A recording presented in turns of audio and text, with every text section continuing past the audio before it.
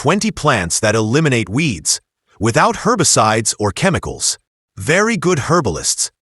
What if I told you that the most powerful herbicides aren't in a bottle with a skull on it? That they aren't manufactured by any chemical company? That they are plants, ordinary living plants, the kind our grandparents used to clear their gardens and fields of weeds without spending a penny on toxic products?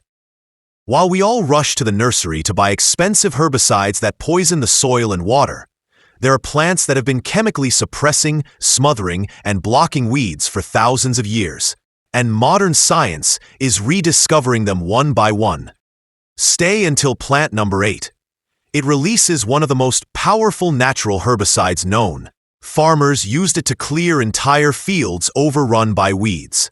And plant number 20 spreads so fast that gardeners of old would deliberately plant it where they wanted absolutely nothing else to grow.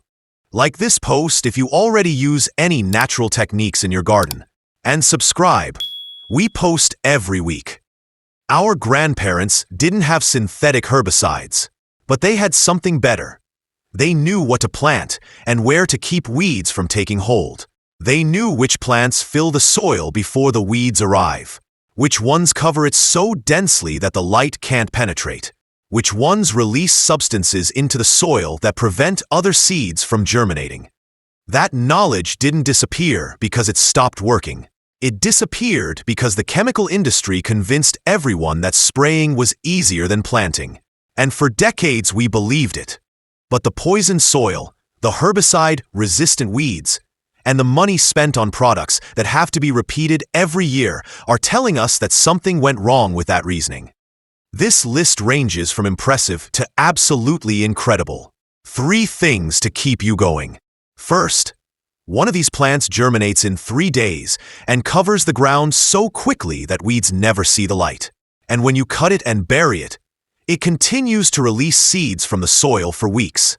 Second, plant number 8 produces a substance through its roots that disrupts photosynthesis in neighboring plants. Studies show reductions of up to 95% in weed pressure, and it's completely natural.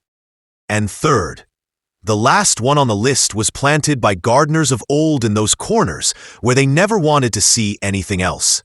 It works so completely that once you understand it, you'll want it in more places than you think. Let's begin. Floors 1 through 5, those that occupy the ground before anyone else. Plant number 1, buckwheat. Fast coverage and allelopathy germinates in 3 days. Covers the soil before the weeds even know there's a war going on. Buckwheat isn't just a cooking ingredient. It's one of the fastest-acting weed suppressants in conventional agriculture. It germinates in 3 to 5 days, and within 2 to 3 weeks, it has covered the soil so densely that weed seeds can't find the light they need to germinate.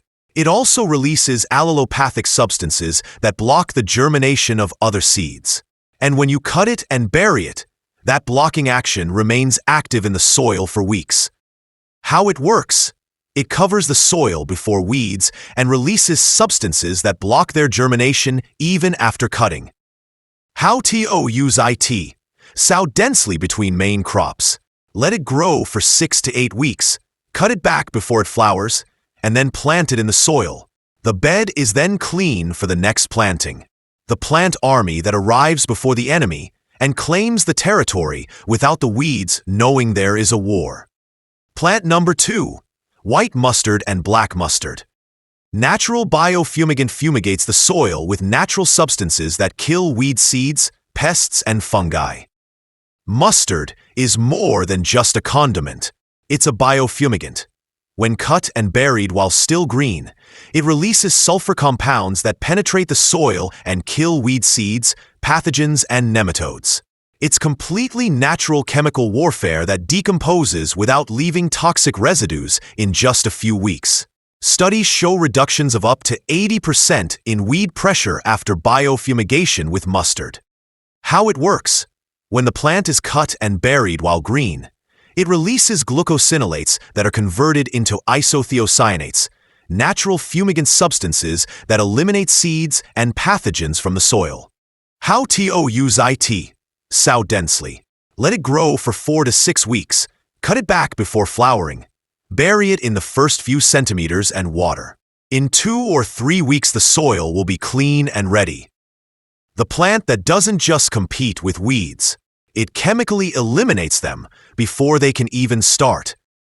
Plant number 3, daikon radish. Underground, cleaning its root breaks up compacted soil and releases substances that suppress spring weeds. The daikon radish is the underground warrior.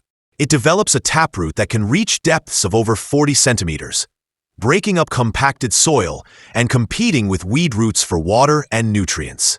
When winter kills it and the root decomposes, it leaves channels in the soil and releases substances that inhibit seed germination in spring.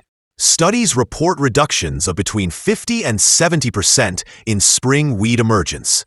How it works: the root competes physically underground, and as it decomposes, releases glucosinolates that inhibit seed germination in spring.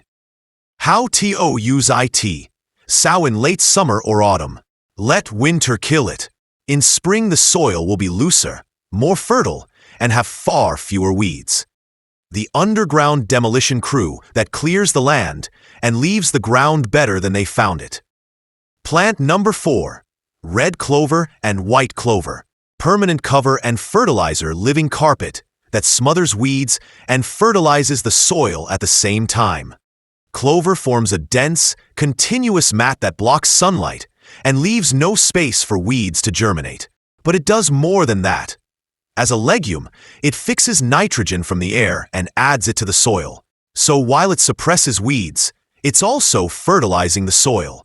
Studies show reductions of between 60 and 90% in weed biomass in areas with established clover. How it works: it forms a continuous mat that blocks light from reaching the soil and prevents germination. At the same time, it fixes atmospheric nitrogen, which fertilizes the soil. How to use it: sow along paths between rows of fruit trees or in permanent borders. Mow occasionally to keep it short. Lasts for years without replanting.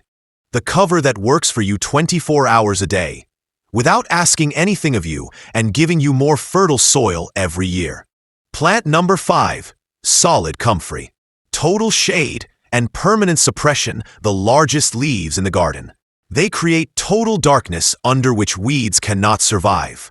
The consolidus produces leaves that can reach up to 90 centimeters in length and overlap each other, forming a shade barrier that blocks more than 95% of sunlight. Weeds germinate, stretch desperately toward light that will never reach them, and die.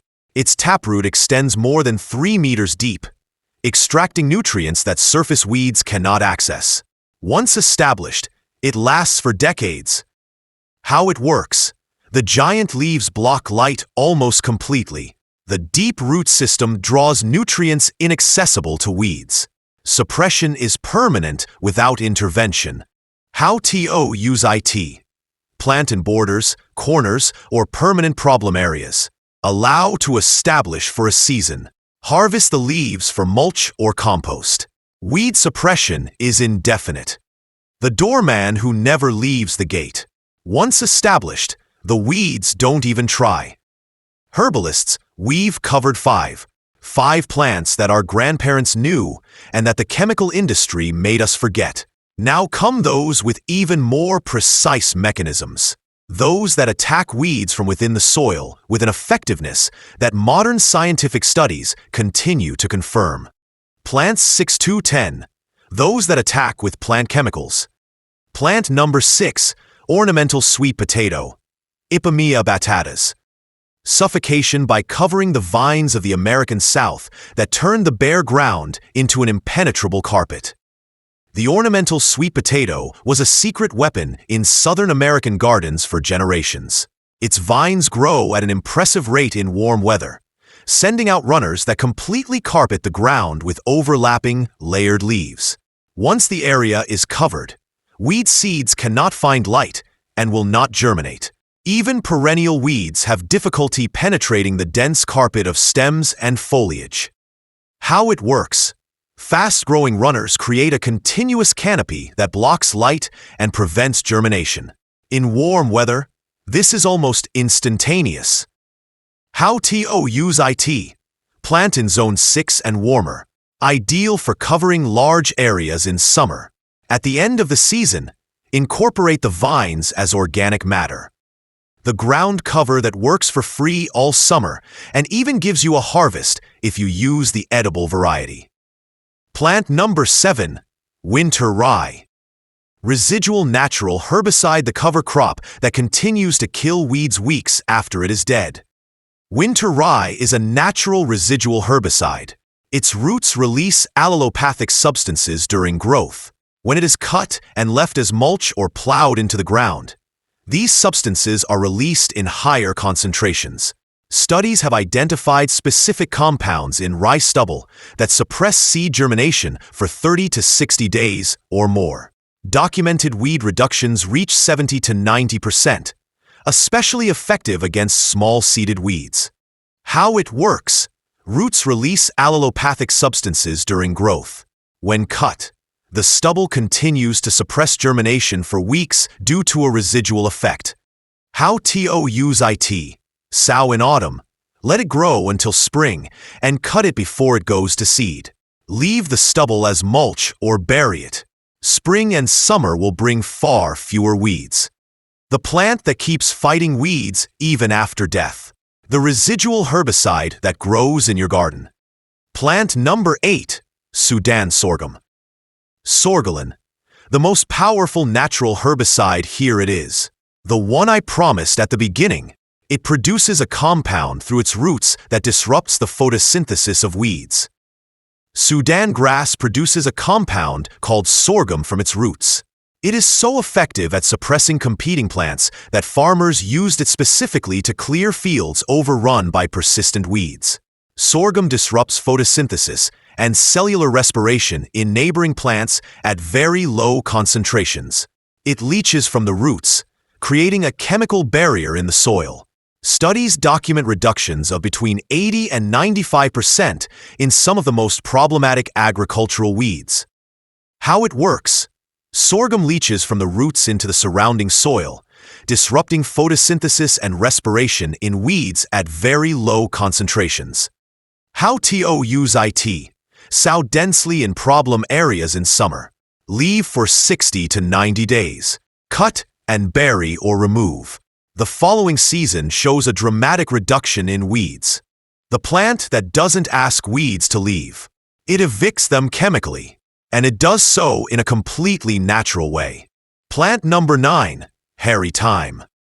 Simultaneous suppressant and fertilizer strangles weeds with a dense mass of foliage while adding up to 100 kilos of nitrogen per hectare. Hairy vetch forms a dense mass of intertwined stems and leaves that can reach 70 to 80 centimeters in thickness. This physical mass blocks sunlight, making it impossible for weed seedlings to penetrate and establish themselves. As a legume, it fixes between 100 and 200 kilograms of nitrogen per hectare. So, while it stifles weeds, it also prepares the soil for the next crop. Farmers used to call it the reset button for tired, overgrown land. How it works. Dense physical mass that blocks light and prevents seedling establishment. Simultaneous nitrogen fixation for the soil. How to use it. Sow in late summer or autumn. Allow to grow until spring. Cut and leave as mulch before planting the main crop. Excellent when combined with winter rye. The plant that says to the weeds, "I'm in charge here," and then returns the land in better condition than it found it. Plant number 10. Nasturtium, Trapeolo. Ornamental suppression, beautiful flowers, edible leaves, and a ground cover that leaves no room for weeds. Nasturtiums prove that suppressing weeds and having a beautiful garden are not mutually exclusive goals. Their rounded leaves overlap in layers on the soil, blocking out sunlight. They grow quickly in spring and summer, covering the ground before weeds can establish themselves. Furthermore, their roots release compounds that appear to interfere with the chemical signaling that weed seeds use to decide when to germinate. And to top it all off, the flowers and leaves are edible and have a peppery flavor. How it works. The overlapping leaf canopy blocks light. The roots release compounds that interfere with weed seed germination signals. How to use it? Sow early in spring in borders, paths, or among vegetables. Allow to spread. Harvest flowers and leaves for salads throughout the season. The triple threat: beautiful, edible, and silently eliminating weeds while everyone admires the flowers.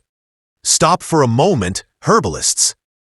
We have 10 plants, and what they all have in common is that they don't just eliminate weeds. They improve the soil while they do so. They add organic matter, fix nitrogen, break up compaction, and activate soil biology. Chemical herbicides do the exact opposite. They kill weeds and damage the soil at the same time. That's what our grandparents intuitively understood: to work with nature, not against it. Today we have science to explain why they were right. The next 10 are permanent plants. The ones you plant once, and they work for a lifetime. Plants 11 to 15. Aromatic herbs that work on their own. Plant number 11. Yarrow.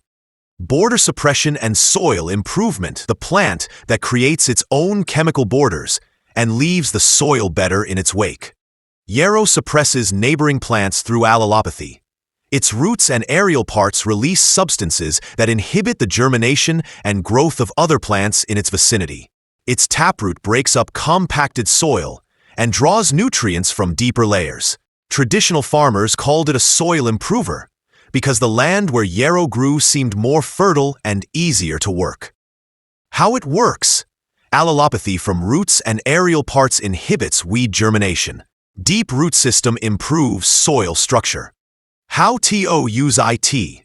Plant in borders, corners, and transition areas between garden sections. Once established, it requires minimal care. It thrives year after year. The plant that not only keeps weeds out, it improves the soil while keeping them out. Plant number 12, mint. Total domination of the soil. Its invasive reputation is exactly its virtue as a weed controller. Everyone knows that mint is invasive. What not everyone knows is that this very quality makes it one of the most effective weed controllers around. Its underground rhizomes fill every available inch, sending up new shoots every few inches. The resulting root network demands all the water, nutrients, and space. Weeds simply can't find a place. Gardeners of old would deliberately plant it where they didn't want to see anything else. How it works? The underground rhizomes occupy every inch of available soil. The root network leaves no water, nutrients, or room for weeds. How to use it? Only for areas where mint is accepted as the sole plant. Pathways, fence edges, areas next to buildings. In these areas, complete suppression and zero maintenance are required. Plus, you have fresh mint for cooking. The plant that turned its most feared trait into its most useful characteristic. Plant number 13. Fennel. Chemical exclusion zone creates a circle around itself where weeds cannot grow. It is visible to the naked eye. Fennel is one of the most allelopathic culinary crops. Its roots exude phenolic compounds that suppress competing plants so effectively that the effect is visible. A weed-free zone forms around established fennel. Traditional farming manuals warned against planting anything near fennel because it would hinder its growth. For weed suppression, this same characteristic is exactly what we're looking for. How it works? The roots release phenolic compounds that suppress the germination and growth of competing plants within a radius visible to the naked eye. How to use it? Plant in borders, pathways, or ornamental areas where there are no nearby crops. The seeds are valuable as a spice. The feathery foliage is decorative, and the clean circle of soil around it is permanent. The plant that creates its own chemical exclusion zone. Where fennel is established, weeds simply cannot enter. Plant number 14. Wormwood, Artemisia absinthium. Medieval weed control. Medieval monks would plant it in overgrown flower beds. A season later, the flower bed was clear. Wormwood was the go-to plant for restoring medieval monastic gardens. When a flower bed became completely overgrown, the monks would plant it, let it dominate for a season or two, and then remove it.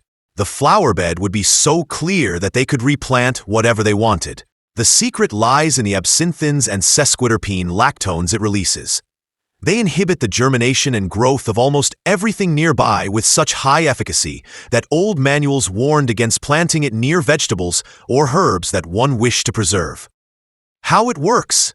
Absinthians and sesquiterpene lactones inhibit the germination and growth of almost all competing plants in the environment. How to use it? Plant in heavily infested areas. Leave for 1 or 2 seasons until the space is clear. Remove the wormwood and replant. Do not plant near crops or plants you wish to maintain. The reset button for medieval gardens. When all else has failed, wormwood clears the ground to begin again. Plant number 15. Sunflower. Agronomic weed control with harvesting. Farmers in the last century rotated it through the fields to clear weeds, and they took the seed as a gift. Sunflowers release allelopathic compounds through their roots that inhibit the germination of various weed species, especially those with small seeds. Early 20th century agricultural bulletins recommended rotating sunflowers in fields specifically to reduce weed pressure before the next crop. Their size and dense foliage also blocks sunlight from reaching the soil. Furthermore, their deep roots improve soil structure. And at harvest, you have seeds to eat, to feed the birds, or to use for oil. How it works? The roots release substances that inhibit the germination of small-seeded weeds. The foliage blocks light. The deep root system improves soil structure. How to use it? Plant densely in areas you want to clear. Harvest the seeds at the end of the season. Bring the stems and roots into the ground to take advantage of the residual effect. The crop that cleans your soil while feeding you and the garden wildlife. Herbalists, we've covered 15. The last 5 are probably ones you already have at home or in your garden, and you're going to see them in a completely different light after today. Plants 16 to 20. The ones you've always known, with a power you didn't know about. Plant number 16, chamomile. Microbiological suppression does not act by brute force. It acts by changing the biology of the soil so that weeds do not thrive. Chamomile suppresses weeds in a way unlike any other herb, through soil microbiology. Its roots promote beneficial bacteria and fungi that can interfere with weed seed germination. Traditional chamomile gardens, which were carpets of chamomile maintained by mowing, remained remarkably weed-free with minimal intervention. And on top of that, you have flowers for one of the most prized herbal infusions. How it works? The roots promote beneficial microorganisms in the soil that can interfere with weed seed germination. Biological warfare on a microscopic scale. How to use it? Allow it to grow densely along paths and walkways. Mow frequently to keep it short and dense. It self-seeds and spreads year after year. Harvest flowers for infusions. The ground cover that fights weeds underground where you can't see it, and gives you medicine above where you can see it. Plant number 17, pumpkin and courgette. The Three Sisters method Native American peoples already knew that pumpkin leaves make weeding unnecessary. The Three Sisters system, corn, beans, and squash, is one of the most elegant agricultural systems known. Squash was the third sister precisely because its enormous leaves, sometimes over 30 centimeters long, cover the soil between the corn stalks, blocking all sunlight. Without squash, constant weeding between the rows was necessary. With squash, the soil remained covered and weed-free all season long without intervention. Modern studies of the Three Sisters system confirm drastic reductions in weed biomass. How it works? The giant leaves form a continuous covering that blocks all light from reaching the soil. Weeds cannot germinate or grow under this carpet of leaves. How to use it? Plant alongside corn or tomatoes to cover the soil between plants. Let it spread freely. The entire season will have covered, moist, and weed-free soil. And at the end, you'll harvest pumpkins. The plant that demonstrates that covering the ground and producing food are not separate goals. They are exactly the same goal. Plant number 18, oats. Fast spring cover wins the race against weeds in spring and leaves a suppressive mulch when it dies. Oats are the cover crop that wins the race against weeds in spring. They germinate and establish themselves faster than most weeds, claiming the space before the competition arrives. When cut or killed by heat, they leave behind a thick mulch that continues to stifle germination through physical and possibly allelopathic effects. Early 20th century farming guides consistently recommended oats for quickly clearing weedy areas. How it works: germination and establishment are faster than most weeds. The stubble forms a physical and potentially allelopathic suppressive mulch. How to use it: sow in early spring or autumn. Let it grow for 6 to 8 weeks. Cut it back and leave it as mulch. Clean soil ready for planting in a few weeks.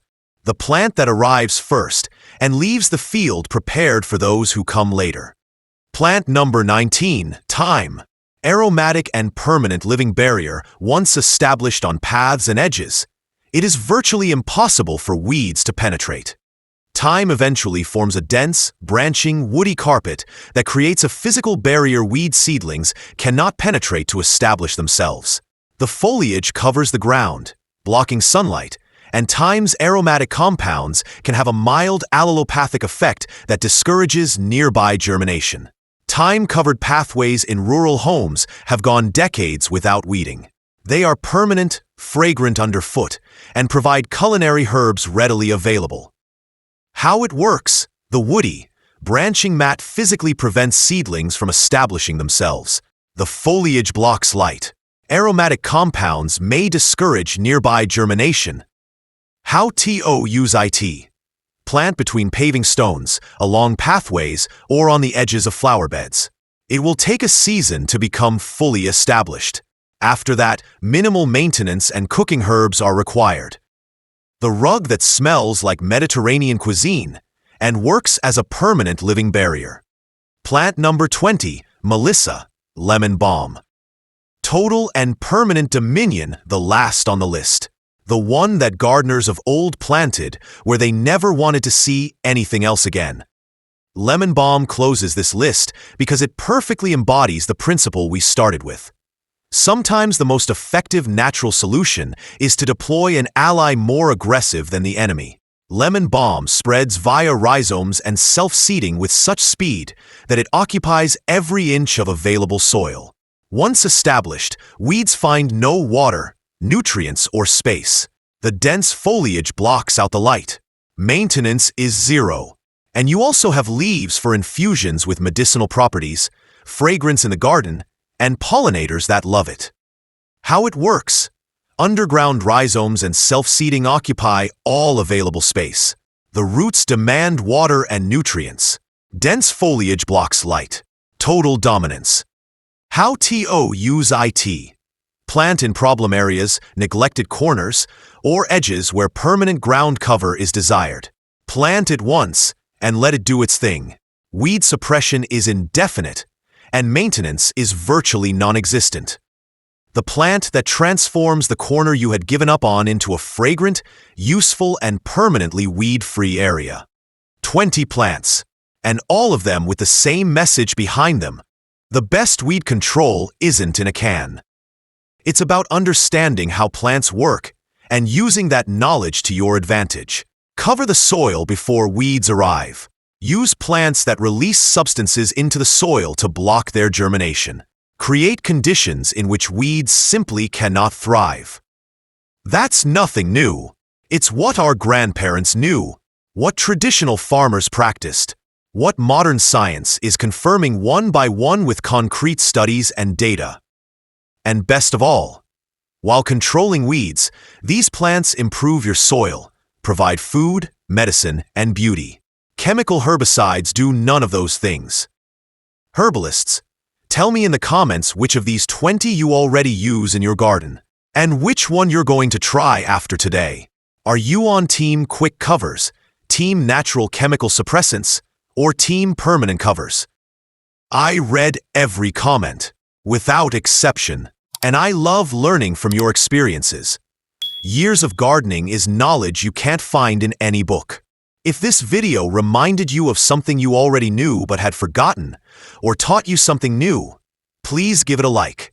Help other gardeners like us gain this knowledge before wasting another year on herbicides that damage what we value most, our garden soil.